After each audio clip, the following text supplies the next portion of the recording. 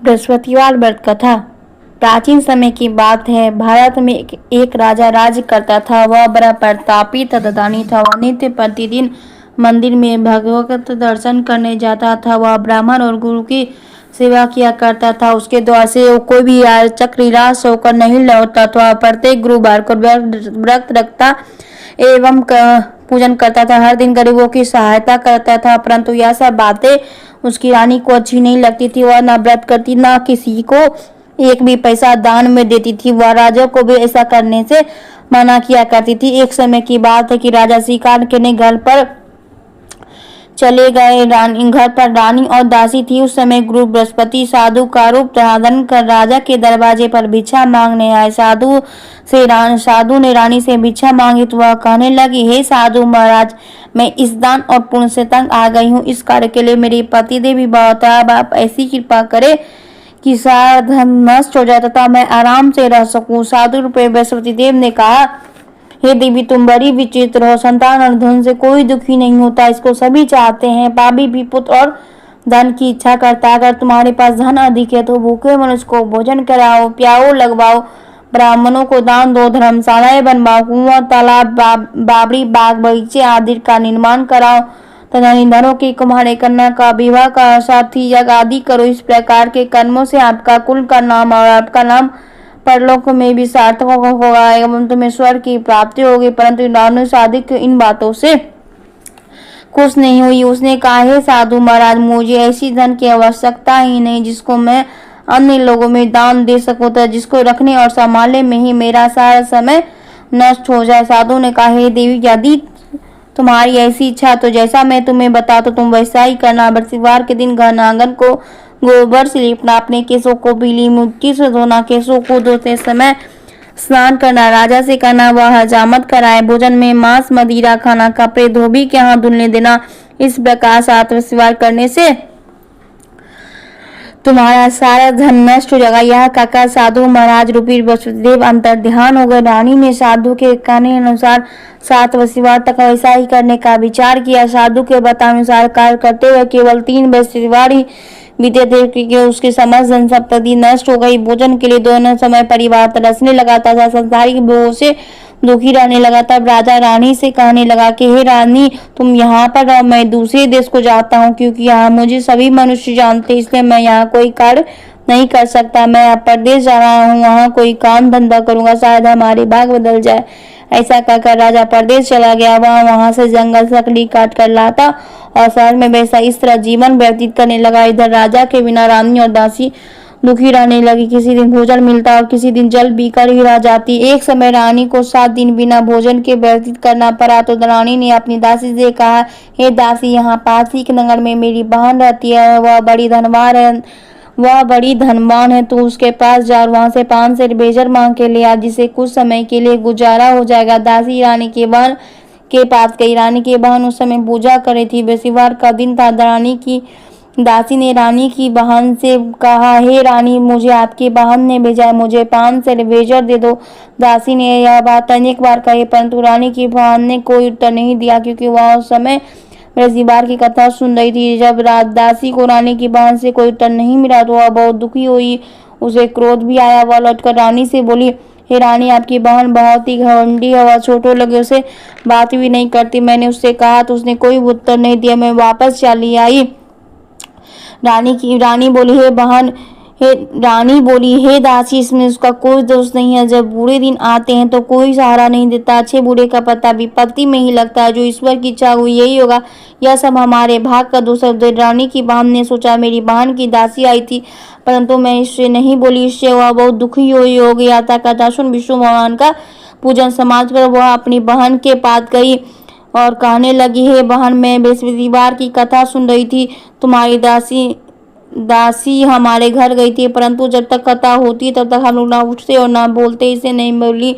कहो दासी क्यों गई थी? रानी बोली, हे बहन, मैं हमारे घर में अनाज नहीं था। वैसे तुमसे कोई बात छिपी नहीं है, इस कारण मैंने दासी को तुम्हारे पास 5 सेर बेजर लेने के लिए भेजा था। रानी की बहन बोली, देखो, बृहस्पति भगवान सभी की मनोकामना पूर्ण करते। देखो, शायद तुम्हारे घर में अनाज रखा हो। यह सुनकर दासी घर के अंदर गई तो वहां उसे एक बड़ा घड़ा बेजर का भरा हुआ मिला। उसे बड़ी हैरानी हुई क्योंकि उसने एक एक बर्तन देख लिया था। उसने बाहर आकर रानी को बताया। दासी अपनी रानी से कहने लगी, हे रानी, देखो, वैसे हमको जब अन्न नहीं मिलता तो हम रोज ही व्रत करते हैं। अगर इनसे व्रत की विधि और कथा पूछ ली जाए तो उसे हम भी कर लिया करेंगे। दासी के कहने पर रानी ने अपनी बहन से बृहस्पतिवार व्रत के बारे में पूछा। उसकी बहन ने बताया, हे रानी, बहन, बृहस्पतिवार को सूर्योदय के पूर्व उठकर स्नान करके बृहस्पतिवार का व्रत करना चाहिए, लेकिन उस दिन सिर नहीं धोना चाहिए। बृहस्पतिवार के व्रत में चने की दाल व मुनक्का को से विष्णु भगवान के केले के वृक्ष के जड़ में पूजन करे तथा दीपक जला उस दिन एक ही समय भोजन पीले खाद्य पदार्थ का करे तथा कथा सुने। इस प्रकार करने से गुरु भगवान प्रसन्न होते हैं, अन्य पुत्र धन देते हैं, मनोकामना पूर्ण करते हैं। व्रत और पूजन की विधि पता कराने के बाद अपने घर लौट गए। रानी और दासी दोनों ने निश्चय किया कि वे बृहस्पतिदेव भगवान का पूजन जरूर करेगी। 7 दिन बाद जब बृहस्पतिवार आया, उन्होंने व्रत रखा। घुड़साल में जाकर चना और गुनबी ने लड़ाई तथा उसकी दाल से केले की जड़ में भगवान विष्णु का पूजन किया। अब भोजन पीला कहाँ से आए? दोनों बड़ी दुखी थी, परंतु उन्होंने व्रत की रखा था, इस कारण बृहस्पतिदेव भगवान प्रसन्न थे। वे एक साधारण व्यक्ति के रूप में वह पीला 2 थालों में सुंदर पीला भोजन लेकर आए और दासी को देकर बोले, हे दासी, यह भोजन तुम्हारे और रानी के लिए, तुम दोनों करना। अब दासी भोजन पाकर बड़ी प्रसन्न हुई और रानी से बोली, रानी जी भोजन कर लो। दासी रानी को भोजन आने के बारे में कुछ पता नहीं था, इसलिए वह दासी से बोली, जा तू ही भोजन कर, क्योंकि तू हमारी व्यर्थ में हंसी उड़ाती है। दासी बोली, एक व्यक्ति अभी भोजन दे गया। रानी कहने लगी, वह भोजन तेरे लिए दे गया है, तू ही भोजन कर, क्योंकि तू हमारी व्यर्थ में हंसी उड़ाती है। दासी ने कहा, वह व्यक्ति हम दोनों के लिए 2 थालों में भोजन दे गया, इसलिए हम और आप दोनों साथ साथ भोजन करेंगे। फिर दोनों ने गुरु भगवान को नमस्कार करके भोजन प्रारंभ किया। उसके बाद से वह प्रत्येक बृहस्पतिवार को गुरु भगवान का व्रत और पूजन करने लगी। बृहस्पति भगवान की कृपा से उनके पास धन हो गया, परंतु रानी फिर पहले की तरह आलस्य करने लगी।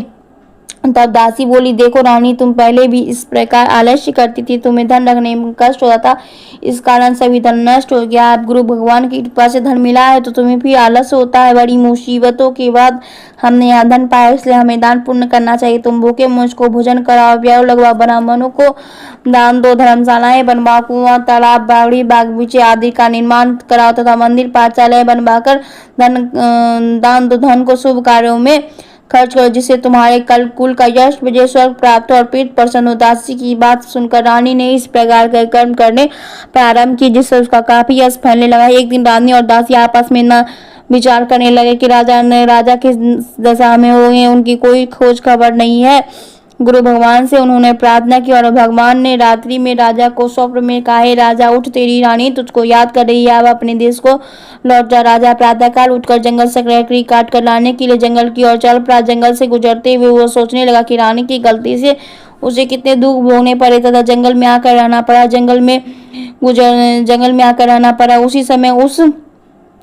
समय उस जंगल में बृहस्पतिदेव साधु का रूप धारण कर आए और राजा के पास आकर बोले, हे लकहारे, तुम इस सुनसान जंगल में किस चिंता में बैठे हो, मुझे बताओ। यह सुन राजा के नेत्रों में जल भर आया और साधु की वंदना कर बोला, हे प्रभु, आप सब कुछ जानने वाले हैं। इतना कहकर राजा ने साधु को अपनी संपूर्ण कहानी सुना दी। महात्मा दयालु होते हैं। वे राजा से बोले, हे राजा, तुम्हारी पत्नी ने बृहस्पतिदेव के प्रति अपराध किया था, जिसके कारण तुम्हारी यह दशा हुई है। अब तुम भी किसी बात की चिंता मत करो, भगवान तुम्हें पहले से अधिक धन देंगे। देखो, तुम्हारी पत्नी ने बृहस्पतिवार का व्रत करना प्रारंभ कर दिया है। अब तुम भी कि बृहस्पतिवार का व्रत करके चने की दाल व गुड़ को जल के लोटे में डालकर केले के पत्ते से भगवान विष्णु का पूजन करो। फिर कथा है, कहो सुनो, भगवान तुम्हारी सब कामनाओं को पूर्ण करेंगे। देखकर राजा बोले, हे प्रभु, मुझे लकड़ी बेचकर इतना पैसा भी नहीं बचता जिससे भोजन करने के उपरांत कुछ बचा सकूं। मैंने अपनी रानी को व्याकुल देखा, मेरे पास कोई साधन नहीं है जिससे समाचार जान सकूं। मैं बृहस्पतिवार की क्या कहानी कहूँ, सुनो, मुझको तो कुछ भी मालूम नहीं है। साधु ने कहा, हे राजा, तुम किसी बात की चिंता मत करो। बृहस्पतिवार के दिन तुम रोजाना की तरह लकड़ियां लेकर शहर में जाओ, जिससे रोज से तुम्हें दोना धन प्राप्त होगा, जिससे तुम भली भांति भोजन कर लोगे तथा बृहस्पतिदेव की पूजा का सामान भी आ जाएगा। बृहस्पतिदेव की कथा इस प्रकार है। बृहस्पति देव की कथा। प्राचीन काल में एक बहुत ही निडर ब्राह्मण था। उसकी कोई संतान नहीं थी। वह नित्य पूजा पाठ करता था, परंतु उसकी स्त्री बहुत मलिनता के साथ रहती थी। वह स्नान करके ना किसी देवता का पूजन करते, प्रातःकाल उठते ही सर्वप्रथम भोजन करती थी, बाद में कोई अन्य कार्य करती। ब्राह्मण देवता बहुत दुखी रहते थे। पत्नी को बहुत समझाते, किंतु उसका कोई परिणाम ना निकलता। भगवान की कृपा से ब्राह्मण के घर में कन्या का जन्म हुआ। वह कन्या अपने पिता के घर में बड़ी होने लगी। वह बालिका प्रातः स्नान करके भगवान विष्णु का जप करती। वह बचपन से ही बृहस्पतिवार का व्रत रखने लगी। पूजा पाठ के बाद पाठशाला जाती तो अपने मुट्ठी में जौ भरकर पाठशाला के रास्ते में डालती जाती।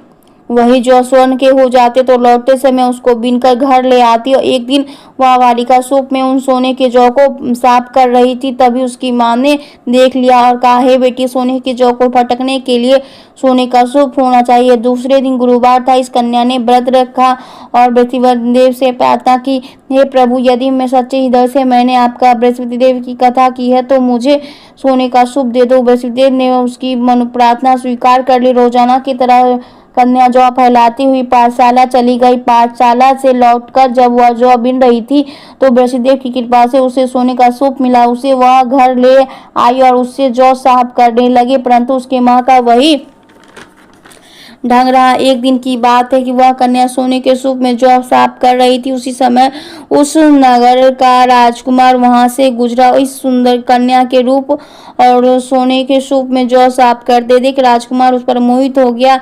राजकुमार महल आकर वह भोजन तथा जल त्याग कर उदास होकर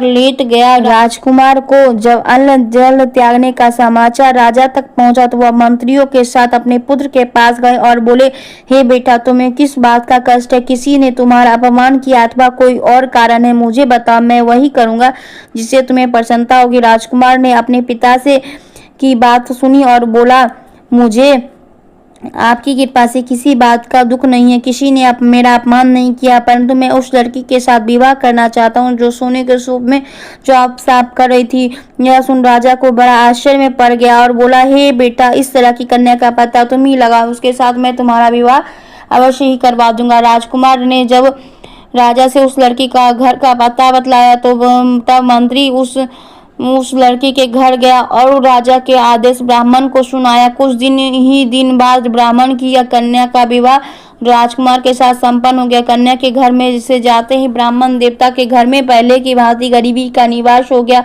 अब भोजन के लिए भी अन्न बड़ी मुश्किल से मिलता था।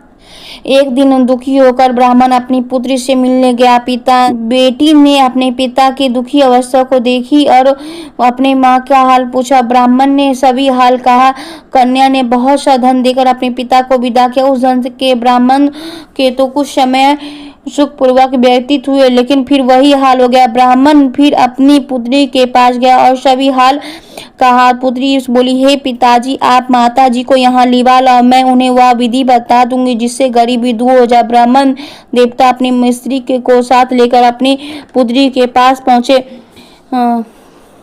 पुत्री ने अपनी माँ को समझाने लगी, है माँ, तुम प्रातः काल उठकर प्रथम स्नान आदि करके विष्णु भगवान का पूजन करो तो तुम्हारी सब दरिद्रता दूर हो जाएगी। परंतु उसकी माँ का ने उसकी एक बात नहीं मानी। वह प्रातः काल उठकर अपनी पुत्री का बच्चा जूठन खा लेती और एक दिन उसकी पुत्री को बहुत गुस्सा आया। उसने एक रात एक कोठरी से सारा सामान निकाल दिया और अपनी माँ को उसमें से बंद कर दिया और प्रातः उसे निकाली और उसे स्नान करा के पूजा पाठ करवाया तो उसकी माँ की बुद्धि में ठीक हो गई। इसके बाद से वह नियम से पूजा पाठ करती और प्रत्येक बृहस्पतिवार को व्रत रखने लगी। इस व्रत के प्रभाव से उसकी माँ भी बहुत धनवान हो गई और बृहस्पति देवता के प्रभाव से स्वर्ग को गई। वह ब्राह्मण भी सुख पूर्वक इस लोक का सुख भोग कर स्वर्ग को प्राप्त हुआ। इस तरह कहानी कहकर साधु देवता वहां से अंतर्ध्यान हो गए।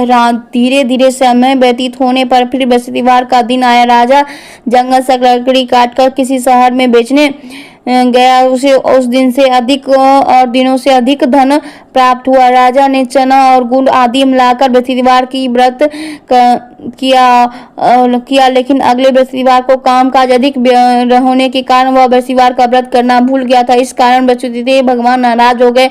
उस दिन उस नगर के राजा ने विशाल यज्ञ का आयोजन किया था तथा अपने समस्त राज्य में घोषणा करवा अपने घर में भोजन ना बनावे तथा आग भी ना जलावे, समस्त लोग मेरे यहाँ भोजन करे। इस आज्ञा को जो ना मानेगा उसे फांसी की सजा दी जाएगी। राजा की आज्ञा अनुसार राज्य के सभी वासी राजा के भोज में सम्मिलित हुए, लेकिन लकहरा कुछ देर से पहुंचा, इसलिए राजा ने उसको साथ अपने महल में ले आए। जब राजा लकहरे को भोजन करा रहे तो रानी की दृष्टि उस खूंटी पर पड़ी जिस पर उसका हार लटका हुआ था। उसे हार खूंटी पर लटका दिखाई नहीं दिया। उससे निश्चय हो गया कि मेरा यह हार लकहरे ने चुरा लिया है। अब उसी समय सैनिक बुलवाकर उसको जेल में डलवा दिया। जब राजा जेल खाने में गया तो वह बहुत दुखी होकर सोचने लगा कि कौन कैसे पूर्व जन्म के कर्म से मुझे यह कष्ट प्राप्त हुआ है, और किसी साधु को याद करने लगा जो जंगल में मिला था। तत्काल बृहस्पतिदेव साधु के रूप में प्रकट हो गए और उसकी दशा को देखकर कहने लगे, अरे मूर्ख, तूने बृहस्पति देवता की कथा नहीं की, इस कारण तुम्हें यह कष्ट प्राप्त हुआ है। अब चिंता मत कर, बृहस्पति देववार के दिन जेलखाने के दरवाजे पे तुम्हें मिलेंगे, जिससे तुम बृहस्पति देवता का पूजा करना तथा तेरे सब कष्ट दूर हो जाएंगे। अगले बृहस्पतिवार को जेल के दरवाजे पर 4 पैसे मिले। राजा ने पूजा का सामान मंगवाकर कथा कही और प्रसाद बांटा। उसी रात्रि बृहस्पति देवता ने उस नगर के राजा को स्वप्न में कहा, हे राजा, तूने जिस आदमी को जेल खाने में बंद किया है वह निर्दोष है, वह राजा है, उसे छोड़ देना। रानी का हार उसी खूंटी पर लटका हुआ, अगर तू ऐसा नहीं करेगा तो मैं तेरे राज को नष्ट कर दूंगा। राजा प्रातःकाल उठा और खूंटी पर हार टंगा देकर लकहरे को बुलाकर क्षमा मांगी तथा राजा के योग सुंदर वस्त्र आभूषण भेंट करके उसे विदा किया। गुरुदेव की आज्ञा अनुसार राजा अपने नगर को चल दिया। राजा जब नगर के निकट पहुंचा तो उसे बड़ा ही आश्चर्य हुआ, क्योंकि उसने नगर में पहले से अधिक भाग तालाब और कुएं तथा बहुत सी धर्मशालाएं, मंदिर आदि बने हुए थे। राजा ने किसी से पूछा कि यह किसका भाग और धर्मशाला है। तब नगर के सब लोग कहने लगे, यह सब रानी और उसकी दासी द्वारा बनवाए गए। राजा को आश्चर्य हुआ और गुस्सा भी आया। जब रानी ने खबर सुनी कि राजा आ रहे हैं, तब उसने अपनी दासी से कहा, हे दासी, देख, राजा हमको कितनी बुरी हालत में छोड़कर गए थे, कहीं वो हमारी ऐसी हालत देखकर लौट ना जाए, इसलिए तू दरवाजे पर खड़ी हो जा। रानी की आज्ञानुसार दासी दरवाजे पर खड़ी हो गई। जब राजा आए तो उन्हें अपने साथ महल में लेवा लाई। तब राजा ने क्रोध करके अपनी तलवार निकाली और पूछने लगा, बताओ तुम्हें यह धन कहाँ से प्राप्त हुआ है। तब रानी ने बताया, यह सब धन हमें बृहस्पति देवता के व्रत के प्रभाव से प्राप्त हुआ है। राजा ने तब निश्चय किया कि 7 रोज बाद तो सभी बृहस्पति देवता का बृहस्पतिवार का व्रत तथा पूजन करते हैं, परंतु मैं रोजाना दिन में 3 बार कथा कहा करूंगा तथा रोज व्रत किया करूंगा। अब राजा के हर समय दुपट्टे में चने की दाल बांधी रहता था, दिन में 3 बार कथा कहता। एक रोज राजा विचार करने लगा कि चलो अपनी बहन के यहाँ हो भावे। इस तरह का निश्चय करके राजा घोड़े पर सवार होकर अपनी बहन के यहाँ चल दिया। मार्ग में उसने देखा कि कुछ आदमी एक मुर्दे को लिए जा रहे हैं। उन्हें रोककर राजा कहने लगा, अरे भाइयों, मुझसे बृहस्पति देवता की कथा सुन लो। वे बोले, लो, हमारा तो आदमी मर गया है, इसको अपनी कथा की पड़ी है। परंतु कुछ आदमी बोले, अच्छा भाई, साथ में तुम चलते चलते अपनी कथा भी सुना दो। जब कथा आदि हुई तो मुर्दा हिलने लगा और जब कथा समाप्त हुई तो राम राम कहते हुए मुर्दा खड़ा हो गया। राजा आगे बढ़ा, उसे चलते हुए शाम हो गई। आगे मार्ग में उसे एक किसान खेत में हल चलाता मिला। राजा उससे बोला, अरे भैया, तुम मेरी बृहस्पतिवार की कथा सुन लो। किसान बोला, जब तक तेरी कथा सुनगा तो उतने देर में 4 हरैया जोत लूंगा। जा तू अपनी कथा किसी और को सुनाना। राजा आगे चलने लगा। राजा के चलते ही बैर बछार करके गिर गई था। किसान के